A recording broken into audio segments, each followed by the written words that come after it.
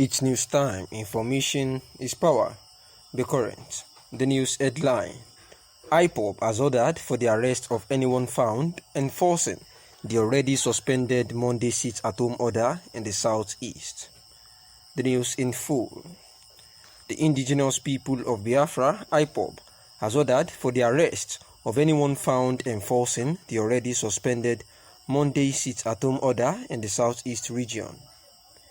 The Media and Publicity Secretary of the group, Ima Powerful, gave the directive yesterday in a statement made available to Naira Peng in Awka, Anambra State.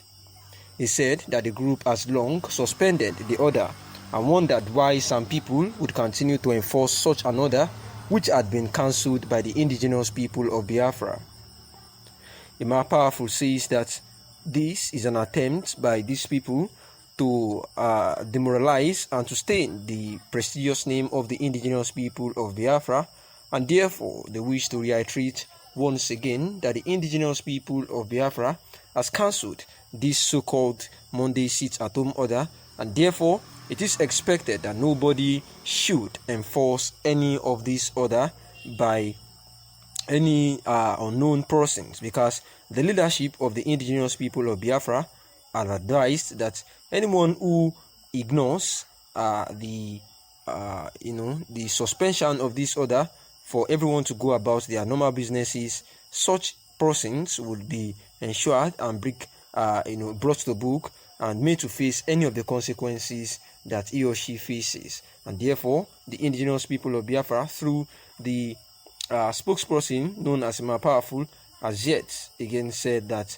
regardless of any other directive apart from this one that they are giving, that the people of the southeastern part of the country, which they regard in their words as Biafra land, should ignore.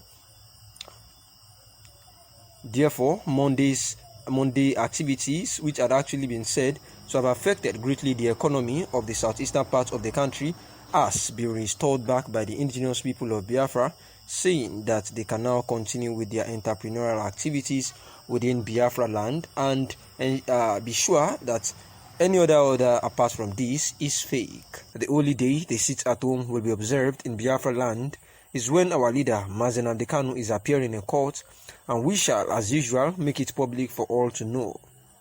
We hereby direct community leaders, market leaders, church leaders, and other institutions of authority in Biafra land to arrest any hoodlum trying to enforce any sit-at-home order on Mondays and hand them over to the indigenous people of Biafra. Such criminal elements must understand and be treated in the language they understand, just like President Muhammadu Buhari had said.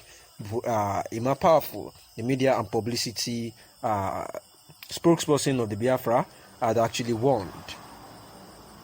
Also, it has been said that the Buhari government wants to set Southeast on fire, handling of Nnamdi Kanu court case. The Ohanize Indigbo warns Igbo leaders. The Buhari government wants to set fire to the southeast over Nnamdi Kanu's court case, where the Ohanize Indigbo warns Igbo leaders. According to Ohanize, there is no way else to explain the entire needless drama that has continued to plague the Nnamdi Kanu's trial. We have never seen where any such restrictions were placed during the trial of anyone in Nigeria. But here we are, the federal government is doing everything to offend the sensibilities of Indigo. They have been hell-bent on launching a full-scale war in the southeast, and the window is gradually open. The idea is to provoke the Igbo youth, and once they react, the government will find reason to unleash full military might on the southeast and commit another genocide. The continuous incarceration of Nnamdi Kanu and the deliberate attempt to delay his trial is totally unacceptable.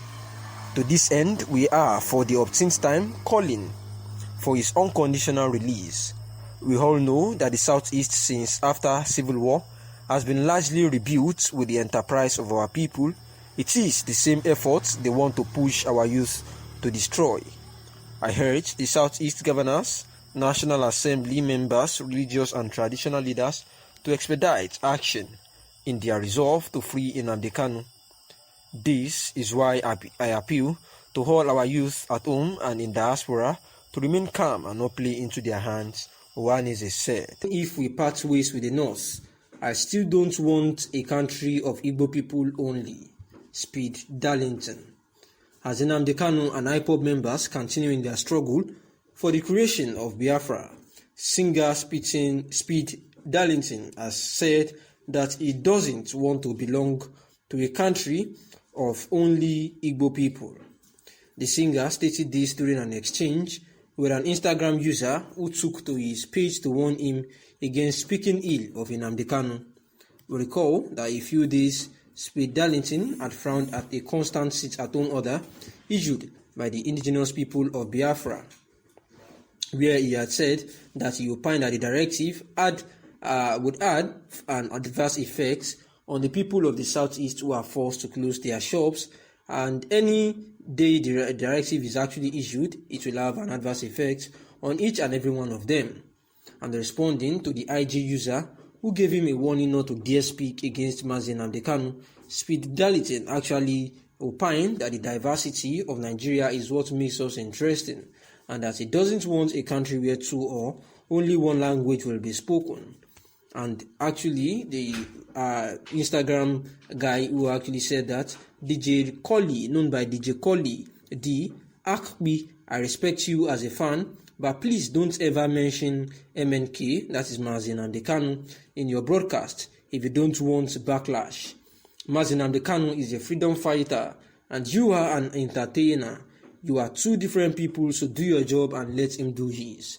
And Akbi Fire, that is Darlington, replied to him and says that, as DJ Collie D, I don't like this statement, but it is your opinion.